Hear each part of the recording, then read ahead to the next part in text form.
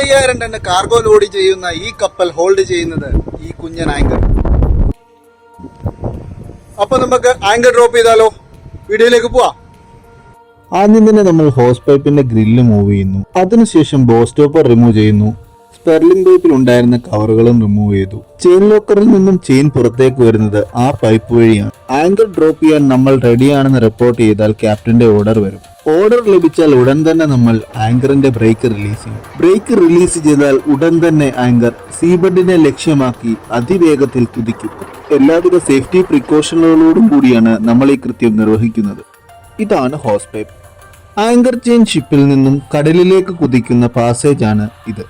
35,000 ton cargo വഹിക്കുന്ന നമ്മുടെ ഷിപ്പിനെ hold ചെയ്യുന്ന ഈ ആങ്കറിന്റെ ഭാരം വെറും 5 ടൺ. 27.5 മീറ്റർ ലെങ്ത് ചെയിനിനെ നമ്മൾ 1 ഷാക്കിൾ എന്ന് പറയുന്നു. അങ്ങനെ 7 ഷാക്കിളാണ് നമ്മളിവിടെ ഡ്രോപ്പ് ചെയ്തത്. ഏകദേശം അരമണിക്കൂറോളം സമയമെടുത്താണ് നമ്മൾ ഈ ആങ്കർ എന്ന് ഡ്രോപ്പ് ചെയ്തത്.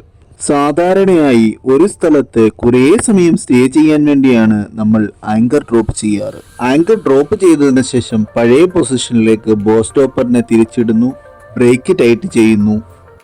ശേഷം ബോ സ്റ്റോപ്പറിന്റെ സേഫ്റ്റി പിന്നും എല്ലാം കറക്റ്റ് വേയിൽ പ്ലേസ് ചെയ്യുന്നു. അതിനുശേഷം ചെറിയൊരു ഫ്ലാഗ് ആങ്കർ ചെയിനിൽ ലോക്കാക്കി വെക്കുന്നു. വെള്ളത്തിന്റെ അതിശക്തമായ ഒഴുക്ക് കാരണം ചെയിനിന് എന്തെങ്കിലും മൂവ്മെന്റ് ഉണ്ടായാൽ ഈ ഫ്ലാഗ് താഴെ വീഴും. അങ്ങനെ നമുക്കത് മനസ്സിലാക്കാൻ സാധിക്കും. ആങ്കർ ഡ്രോപ്പ് ചെയ്തതിനു ശേഷം ആങ്കർ ഡേലൈറ്റ് സിഗ്നലായ ആങ്കർ ബോൾ ഹോയിസ്റ്റ് ചെയ്യുന്നു.